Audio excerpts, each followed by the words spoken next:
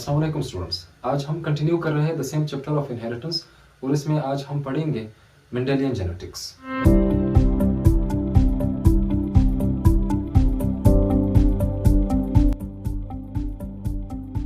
Mendelian genetics में हम सबसे पहले स्टार्ट करते हैं मोनोहाइब्रिड इनहेरिटेंस से। मोनोहाइब्रिड इनहेरिटेंस या मोनोहाइब्रिड क्रॉस से। मोनोहाइब्रिड इनहेरिटेंस क्या होती है? जब ऐसा इनहेरिटेंस के जिसमें सिर्फ और सिर्फ एक पेयर ऑफ कंट्रास्टिंग कैरेक्टर्स होते हैं, इसको हम कहते हैं कि दैट इज मोनोहाइब्रिड क्रॉस। यानी जब हम इस क्रॉस में या फिर इस इनहेरिटेंस में सिर्फ और सिर्फ एक ही किस्म की खसूसियत को देखेंगे तो इसको हम नाम देंगे मोनोहाइब्रिड क्रॉस का। कंट्रास्टिंग का मतलब होता है कि मुखालिफ, यानी ऐसी खसूसियत जो कि हमारे पास मुखालिफ या मुख्तलिफ वैराइटीज में पाई जाती हो। हमारे पास करेक्टर या खसूसियत क्या है? That is the height of P plant, यानी जो मटर का पौधा है, कॉमन जो मटर पी प्लांट है, उसकी हाइट को हम इसके अंदर या उसका जो इनहेरिटेंस है वो हम चेक कर रहे हैं। इसके हमारे पास पाई जाती है दो वेराइटीज। मटर का जो पौधा है ये दो वेराइटीज में पाई जाता है। One is the tall plant, एक जो इसकी वैरायटी या किस्म है वो असल में टॉल प्लांट है जिसकी जो हाइट है दैट इज 2 मीटर हाई, और दूसरा जो है दैट इज शॉर्ट प्लांट और इसकी जो हाइट है that is about 20 to 50 centimetre. ये हमारे पास मुखालिफ या फिर हम कहते हैं कि these are the contrasting characteristics. एक टाल है तो दूसरा शॉर्ट है, यानी एक दूसरे के कंट्रास्ट या फिर मुखालिफ में है। तो दो वेराइटीज है हमारे पास। मेंडल ने क्या किया कि ही यूज्ड प्योर ब्रेड और ट्रू ब्रीडिंग वेराइटीज। मेंडल ने इन दोनों प्लांट्स की, जो टाल प्लांट है और जो शॉर्ट प्लांट है, इन दोनों की प्योर ब्रीडिंग इस्तेमाल की या फिर उनको इस्तेमाल किया।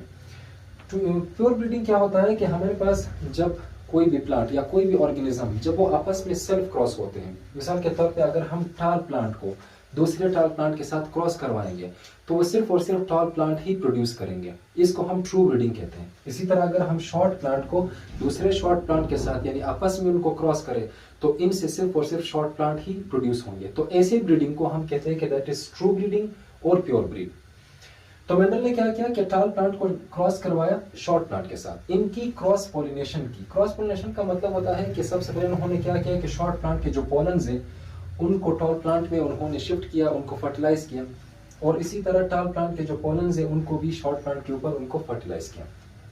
तो इस तरह से उन्होंने इनकी दोनों की क्रॉस पोलिनेशन की। ये दोनों हमारे पास क्या है कि टाल प्लांट और जो शॉर्ट प्लांट है ये दोनों असल में पेरेंट्स हैं, और इनसे जितने भी नए प्लांट्स बनेंगे, जो पहले वाले मिसाल के तौर पे ये जो पेरेंट्स हैं इनसे जो नए प्लांट्स बनते हैं इनको हम देते हैं नाम F1 जनरेशन का। F1 हम कहते हैं फर्स्ट फीलियल जनरेशन। तो फर्स्ट फीलियल जनरेशन है, और उन्होंने देखा कि इन दोनों के क्रॉस से जो प्लांट्स बने वो सारे टॉल प्लांट थे, यानी जितने भी प्लांट्स थे वो सारे लंबे हो गए, उनकी जो हाइट है अराउंड 2 मीटर तक पहुंच गई। लेकिन ये सारे प्लांट क्या थे? हाइब्रिड थे।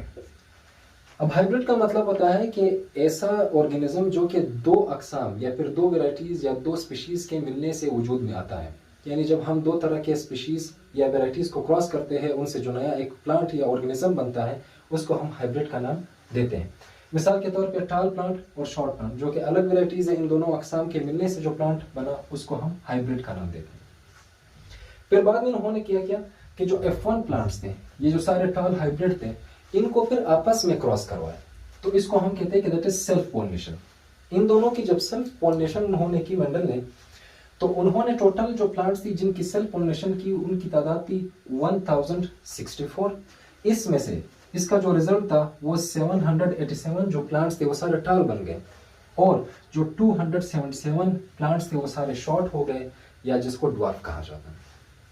और जब इनका रेशो निकाला गया तो रेशो था दैट इज अराउंड 3:1, यानी इतने हमारे पास जो ज्यादा प्लांट्स है वो सारे टाल थे, लेकिन 277 प्लांट्स शॉर्ट भी बन गए इनके साथ। मेंडल के ऑब्जर्वेशन इन सारी क्रॉसेस या एक्सपेरिमेंट्स से क्या था? मेंडल ने ऑब्जर्व किया कि एक जो खसूसियत है, वन ट्रेट भी कहते हैं खसूसियत को, या जो कैरेक्टरिस्टिक या खसूसियत है, ये चेंज नहीं हुआ F1 जनरेशन में। यहां पर आप देखिए कि जब टाल प्लांट को उन्होंने शॉर्ट प्लांट के साथ क्रॉस करवाया तो सारे टाल बन गए, यानी जो टालनेस थी, जो एक खसूसियत है, वो चेंज नहीं हुआ F1 जनरेशन में। लेकिन जो दूसरा ट्रेट या खसूसियत थी, ये कैरेक्टर था, वो असल में F1 जनरेशन में तो डिसअपेयर हुआ, लेकिन F2 जनरेशन में वापस अपेयर हो गया। किस तरह से? फॉर एग्जांपल टाल प्लांट को जब उन्होंने शॉर्ट के साथ क्रॉस करवाया तो आप देखिए कि यहाँ पर F1 जनरेशन में सारे टाल बन गए, शॉर्ट नहीं आया, लेकिन F2 जनरेशन में वो दोबारा अपेयर हुआ। तो एक क्रॉस, एक कैरेक्टरिस्टिक ऐसा था कि जो कि F1 जनरेशन में तो चुप गया, लेकिन F2 जनरेशन में वापस दिख गया। जो F1 जनरेशन में चेंज नहीं हुआ उसको उन्होंने नाम दिया डोमिनेंट का, जैसे टालनेस है। और जो F2 जनरेशन में अपेयर हुआ लेकिन F1 में डिसअपेयर हुआ उसको उन्होंने नाम दिया रिसेसिव का। यानी जब एक खसूसियत F1 जनरेशन में चेंज नहीं होती, F1 जनरेशन में बिल्कुल आ जाती है, उसको हम डोमिनेंट का नाम देंगे। और जो F1 में चुप जाती है और F2 में दोबारा से आ जाती है, यानी जो F2 जनरेशन है, जो फिलियल 2 जनरेशन है, जब वो उसमें दोबारा दिख जाती है उसको हम नाम देते हैं रिसेसिव का। और इन सारे क्रॉसेस और एक्सपेरिमेंट से जो रिजल्ट निकाला वो मेंडल ने इस तरह से एक्सप्लेन किया उसको। फर्स्ट वन क्या है कि जितनी भी खसूसियात हैं, जो भी हमारे पास करेक्टर्स है, ट्रेट्स है या फिर खसूसियात हो, उनको कंट्रोल करने वाली जो चीज़ें हैं मेंडल ने उनको नाम दिया फैक्टर्स का। यानी मेंडल ने कहा कि ये फैक्टर्स ही है जो कि इन खसूसियात को कंट्रोल करते हैं, हेरिडिटी फैक्टर्स है या फिर फैक्टर्स है। और ये बात भी कहेगी, यानी ये भी दूसरा पॉइंट है कि असल में हर एक जो कैरेक्टरिस्टिक है या हर एक जो खसूसियात है उसको एक फैक्टर कंट्रोल नहीं करता, बल्कि ये कंट्रोल होता है by a pair of factors. यानी जो खसूसियात है उसको एक फैक्टर कंट्रोल नहीं कर रहा, बल्कि एक जोड़ा मौजूद है, एक पेयर मौजूद है जो कि किसी भी खसूसियत को या हर एक खसूसियत को कंट्रोल कर रहा है। एंड अगर ये दोनों फैक्टर्स आपस में उससे से मुख्तलिफ हैं, मिसाल के तौर पे हमारे पास टाल है और शॉर्ट है, ये दोनों फैक्टर्स हैं, ये उससे से अगर मुख्तलिफ हैं तो सिर्फ और सिर्फ कौन सा शो होगा, जो कि डोमिनेंट है। जैसे यहाँ पर इस केस में टाल और शॉर्ट प्लांट दोनों फैक्टर्स है, लेकिन वही शो होता है जो कि असल में डोमिनेंट है, एंड दैट इज द टाल वन। थर्ड पॉइंट मेंडल ने यह कहा कि जितने भी हमारे पास फैक्टर्स है, चूंकि वो हमारे पास जोड़े की फॉर्म में पाई जाती है, जब भी गेमीट फॉर्मेशन होती है, गेमीट यानी जब मेल और फीमेल गेमीट बनता है, मिसाल के तौर पे स्पर्म और एग है, जब ये बनते हैं तो उस वक्त ये जो फैक्टर्स होते हैं वो असल में एक दूसरे से अलग हो जाते हैं, यानी पाए जाते हैं दो जोड़े की फॉर्म में, पेयर की फॉर्म में पाए जाते हैं, लेकिन गेमीट बनते वक्त एक दूसरे से सेग्रीगेट होते हैं या फिर सेपरेट हो जाते हैं। और इसी को उन्होंने अपना जो फर्स्ट लॉ है उसका नाम दिया, and that is law of segregation. Segregation कहते हैं हम सेपरेशन को, सेपरेट होना। एंड जैसे ही फर्टिलाइजेशन होती है, यानी जब मेल और फीमेल गेमीट्स आपस में फ्यूज होते हैं, वापस मिल जाते हैं, तो ये जो डिप्लॉयड कंडीशन है वापस रिस्टोर हो जाती है। हाउ फॉर एग्जांपल, हमारे पास टोटल जो नंबर ऑफ क्रोमोसोम है पी प्लांट के अंदर, उनकी तादाद 14 है। 14 क्यों है? क्योंकि हर एक टोटल हमारे पास 7 क्रोमोसोम है, हर एक क्रोमोसोम का अपना पेयर या जोड़ा मौजूद है, तो टोटल हमारे पास 14 बन जाते हैं। जब भी गेमीट बनता है, यानी मिसाल के तौर पे स्पर्म या एग बन रहा है, तो उनके अंदर क्रोमोसोम की तादाद हाफ हो जाती है, यानी 7 हो जाती है। इसी तरह दूसरा हमारे पास एक और प्लांट है, पी प्लांट है, उसकी भी जब वो कोई गेमीट बनता है तो उसके भी जो क्रोमोसोम नंबर है वो 7 हो जाते हैं। जब फर्टिलाइजेशन होती है, यानी जब मेल और फीमेल गेमीट्स आपस में फ्यूज होते हैं, तो इनकी तादाद वापस 14 हो जाती है, और इसी को कहा जाता है कि they restore the deployed condition. Deployed कहते हैं जब हमारे पास 2n नंबर ऑफ क्रोमोसोम, यानी 2 सेट ऑफ क्रोमोसोम किसी सेल के अंदर पाए जाते हैं। एंड जो फिफ्थ नंबर है that is gametes unite at random, यानी जितने भी गेमीट्स होते हैं, मेल फीमेल गेमीट्स, इनके ऊपर कोई ऐसी पाबंदी नहीं है, वो बिल्कुल रैंडमली बिना किसी तरतीब के एक दूसरे के साथ फ्यूज होते हैं या फिर मिलते हैं।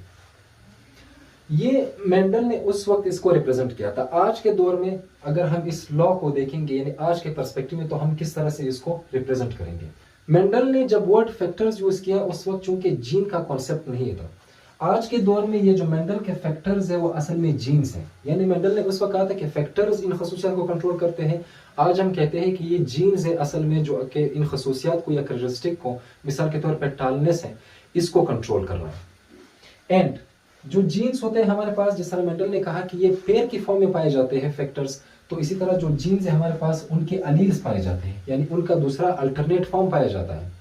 एंड ये जो अलील्स होते हैं वो सेम लोकस या लोसाई पे दूसरे होमोलोगस क्रोमोसोम पे मौजूद होते हैं, यानी एक क्रोमोसोम हमारे पास मौजूद है, इसके ऊपर एक जीन है, इसका दूसरा जो पेयर है इस क्रोमोसोम का, जो होमोलोगस पेयर, इसके ऊपर भी उसी तरह का जीन या सिमिलर जीन पाया जाता है। तो ये जैसे कि अलील्स होते हैं। और जो जीन्स होते हैं इनको हम किस चीज से रिप्रेजेंट करते हैं, किसी से शो करते हैं, by the help of letters. जो अल्फाबेट्स होते हैं इंग्लिश के, उनसे हम रिप्रेजेंट करते हैं। जो हमारे पास डोमिनेंट एलील होगा, या फिर मिसाल जो शो होता है, या फिर जो हमारे पास डोमिनेंट जीन है, उसको हम किसी से रिप्रेजेंट करते हैं, कैपिटल लेटर से। मिसाल के तौर पे कैपिटल टी है, कैपिटल टी है। तो हम इसको हम इस तरह से रिप्रेजेंट करेंगे। और जो रिसेसिव है हमारे पास, उसको हम स्मॉल लेटर से शो करेंगे, मिसाल के तौर पे small T and small T. अगर तो हमारे पास दोनों अलील्स सेम होते हैं, यानी मिसाल के तौर पे alleles are alike, pure breed है, तो जब दोनों अलील्स एक दूसरे के सेम होते हैं तो इसको कंडीशन को हम कहते हैं होमोजाइगस। मिसाल के तौर पे कैपिटल टी या फिर स्मॉल टी, ये भी होमोजाइगस है और ये भी एक होमोजाइगस है। जब हमारे पास कंडीशन हाइब्रिड होती है, यानी हाइब्रिड हमने कहा था कि जब दो अकसाम के या दो स्पीशीज से मिलकर एक नया जो हाइब्रिड है वो बनता है, तो इसके अंदर क्या होता है कि अलील्स आर नॉट अलाइक, कि इसके जो अलील्स होते हैं एक दूसरे के साथ बिल्कुल सेम नहीं होते। जब अलील सेम नहीं होते, इस कंडीशन को हम कहते हैं दैट इज हेट्रोजाइगस। मिसाल के तौर पे कैपिटल टी है, स्मॉल टी है। जब अलील सेम नहीं होते ये हेट्रोजाइगस है, जब अलील सेम होंगे या तो दोनों कैपिटल टी या दोनों स्मॉल टी, इसको हम होमोजाइगस का नाम देते हैं। और आज के दौर में हम जो मेंडल का जो क्रॉस है उसको इस तरह से भी रिप्रेजेंट करते हैं। इसको हम कहते हैं कि this is Punnett square. Punnett square में हम क्या करते हैं कि मिसाल के तौर पे गेमीट्स हमारे पास मौजूद हैं, कैपिटल टी और स्मॉल टी है, स्मॉल टी है, स्मॉल टी। इन दोनों को जब हम क्रॉस करते हैं स्मॉल टी कैपिटल टी के साथ, इसी तरह स्मॉल टी कैपिटल टी, तो इसकी जितने भी जो ऑफस्प्रिंग बनते हैं वो असल में कैपिटल टी और स्मॉल टी होते हैं। सारे टॉल होते हैं लेकिन सारे हाइब्रिड होते हैं, और इसको इस तरह से भी रिप्रेजेंट किया जा सकता है। एंड जब हम इस F1 प्लांट्स की जब सेल्फ फर्टिलाइजेशन करते हैं, सेल्फ फर्टिलाइजेशन का मतलब होता है कि F1 जनरेशन को हम उठाएंगे, एक प्लांट जो कि असल में कैपिटल टी और स्मॉल टी हाइब्रिड प्लांट है, दूसरे हाइब्रिड प्लांट के साथ इसको क्रॉस करवाएंगे। अब इससे गेमीट्स कितने बन सकते हैं? गेमीट्स हमारे पास एक कैपिटल टी, एक स्मॉल टी, इसका भी एक कैपिटल टी और स्मॉल टी। अब चूंकि हमने यहाँ पर पढ़ा था कि the gametes unite at random, gametes आपस में बिना किसी तरतीब के, बिना किसी रोक टोक के वो आपस में मिलते हैं। तो किस तरह से, मिसाल के तौर पे ये कैपिटल टी इस कैपिटल टी के साथ जा सकता है, this capital T can go with small T, तो कैपिटल टी स्मॉल टी, ये स्मॉल टी इस कैपिटल टी के साथ मिल सकता है इस तरह से, और ये स्मॉल टी इस स्मॉल टी के साथ मिल सकता है। तो ये रैंडम होती है, कोई भी जो जीन है वो किसी भी दूसरे जीन के साथ वो मिल सकता है। और इसको हम इस तरह से पनेट स्क्वायर भी शो करते हैं। तो हमारे पास कैपिटल टी है, स्मॉल टी है, कैपिटल टी है, स्मॉल टी। ये कैपिटल टी इस टी के साथ जाएगा तो कैपिटल टी और कैपिटल टी बन जाएंगे। ये कैपिटल टी इस स्मॉल टी के साथ जाएगा तो capital T and small T. This small T if goes with capital T, so capital T small T and small T and small T, इस तरह से ये बन सकते हैं। इसका रिजल्ट क्या है? हमारे पास जो दूसरा जनरेशन है ये F2 जनरेशन है, इसमें आप देखिए कि ये टॉल है, दिस इज ऑल्सो टॉल, ये भी टॉल है, क्योंकि इसमें कैपिटल टी मौजूद है। तो ये तीन हमारे पास क्या बनेंगे कि 3 आर टॉल प्लांट्स। लेकिन जो लास्ट वाला small T and small T है वो असल में शॉर्ट प्लांट है। सो अगेन हमारे पास जो रेशो है दैट इज 3:1। और ये जो जितने भी इसके लॉस है या फिर ये जो लॉ है ये प्लांट्स में भी अप्लाई हो सकता है और एनिमल में भी। मेंडल ने सिर्फ और सिर्फ यहाँ पर हाइट की एग्जांपल या हाइट को नहीं पहचाना, उन्होंने इसकी क्रॉस नहीं की, बल्कि मेंडल ने और 6 जो कैरेक्टरिस्टिक्स है जिसके अंदर सीड का शेप है, इसके अलावा उसने ये भी पता लगाया कि जो फ्लावर है वो कहाँ पर मौजूद होता है। तो इन सब का आप यहाँ पर इस इमेज में देखिए, ये सारे इसके रिजल्ट्स हैं जो उन्होंने रिप्रेजेंट किए। स्टूडेंट्स, आई होप आपको ये लेक्चर समझ में आया। मिलते हैं अगले लेक्चर में। अल्लाह हाफिज।